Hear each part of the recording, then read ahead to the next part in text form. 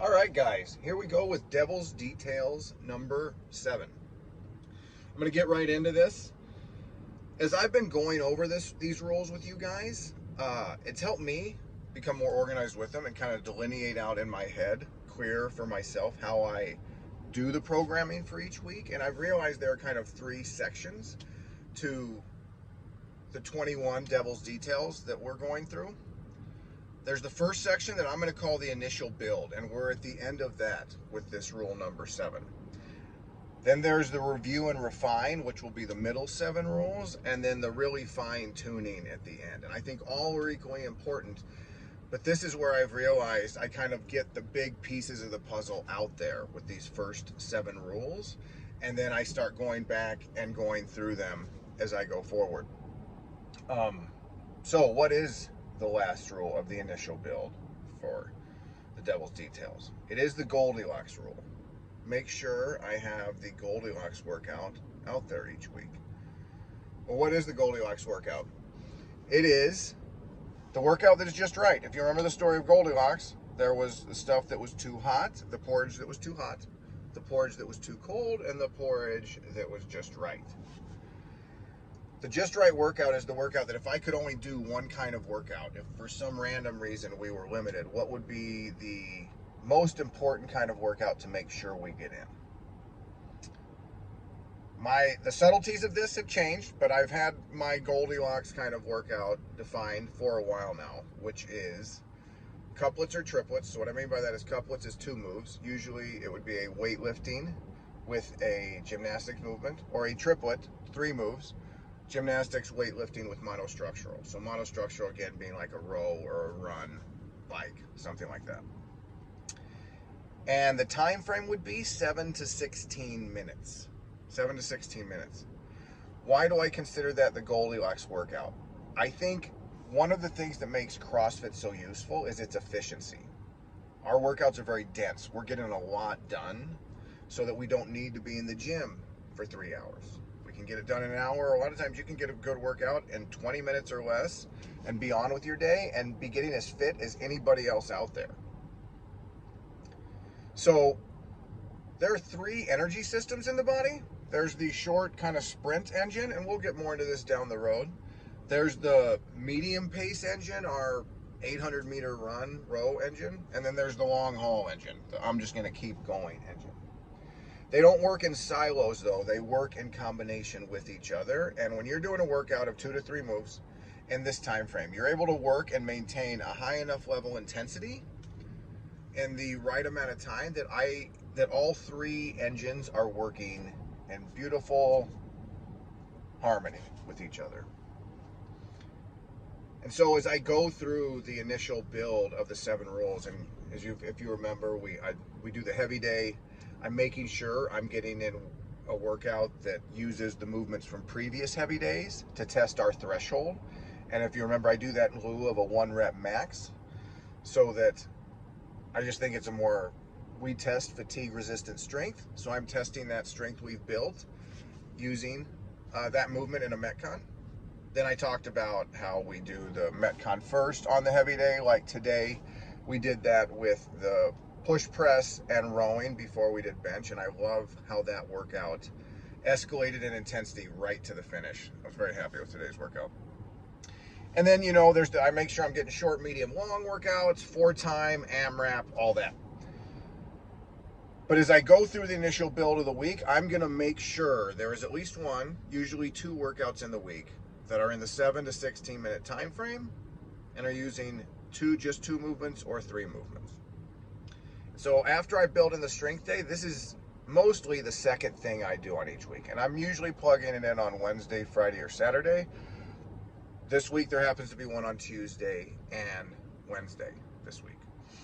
Tomorrow is just a quick AMRAP, and I think for time, Goldilocks workouts are slightly superior to AMRAPs, but tomorrow is an AMRAP one where everyone is working for 14 minutes with double unders and weighted lunges. Wednesdays is a workout that has a 19-minute time cap. But I think the vast majority of people are going to be in the 10 to 16 minute time frame on that. So that is the one I'm viewing as the Goldilocks workout of the week that I think is going to be a lot of fun. It's a workout I took from the games in 2017 and modified to fit into a class setting, so I thought it would make a good training tool.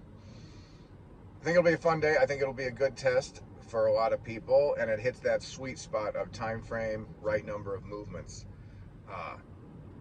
that I think will be very effective. So that's the Goldilocks Rule.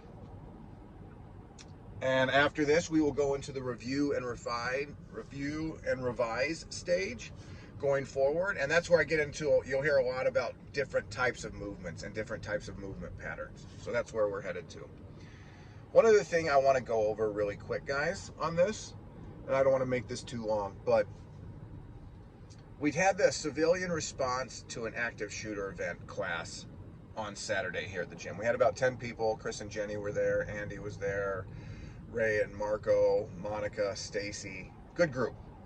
And we're just talking through, if you're in a large group, a group with a lot of people that is a panic event, how do you handle yourself? How do you take care of yourself and your loved ones? How do you be safe in that situation?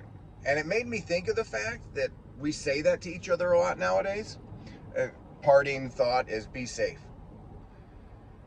I want that to be coming from a place of strength and not a place of fear when we say be safe to each other. At least for myself, this is something I feel very strongly about. And I have an example of why. But when I hear be safe, to me, there's the bad connotation of the caveman sitting by the campfire, really afraid of what's out there in the dark, hoping that the saber-toothed tiger, the other cavemen that might get him aren't out there, and hoping the fire keeps him safe. That's coming from a place of weakness. And to me, the best way to be safe is to be competent.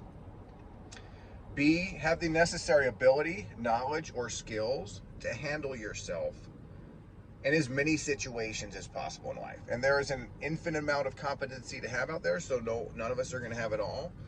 But the more competent you are in general, the safer you are going to be. And that's what I liked about this course. I was just talking about that. Being competent in the way, like, it's not that you necessarily need to be the biggest badass, but just be knowledgeable, be aware, be skilled enough in life that you can be safe. That you're not hoping you're going to be safe. You know you're going to be able to handle yourself.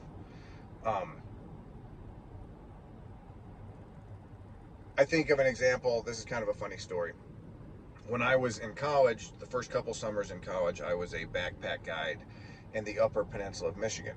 So I'm like 19 or 20, and I would take mostly teenagers, sometimes adults, but 12 to 17-year-olds on 3 to 7 day trips up in the Upper Peninsula of Michigan out in the woods. And there were black bears out there, and we'd get, kids that had been camping before, and then some that had never been camping. And at nighttime around the fire, it was dark and around the fire, and I lived out there all summer, but a lot of the kids would sometimes get a little nervous about what's out there in the dark around them. And knowing, are there bears here? Yeah, there's bears here. A line I came up with that I really enjoyed saying and got a good reaction from them was when we were sitting around the fire and they're getting nervous, I'd say, whatever is out there in the dark that you are afraid of, those things are afraid of me. And I felt like a badass saying it, and it was most likely not true. I don't think the bears were afraid of me at all. But it was cool to say, and I got a good reaction from them when I would say it. And that's what I want to say to you guys is make a conscious effort in life. That's why I really appreciate everybody being there on Saturday. I'm not saying we all need to be doing jiu-jitsu all the time or boxing or anything like that. This is a much broader sense. Be competent at living on a budget. Be competent at raising good kids. I guarantee it's going to be safer for you in life if your kids turn into competent adults than if they turn out into being idiots. Be competent at handling yourself socially in a large group of people. All these things, the more we can be skilled in any number of situations, the safer we are going to be. There's nothing safer than being very competent in life. And I think that's slightly more useful than being competent at like Call of Duty, which is super cool. And Scarlett and I are competent at Jurassic Park Live, which is a great video game, and I'm starting to digress. So let me just say, this will be the end of Devil's Details number 7. Be competent. I will talk to you next time.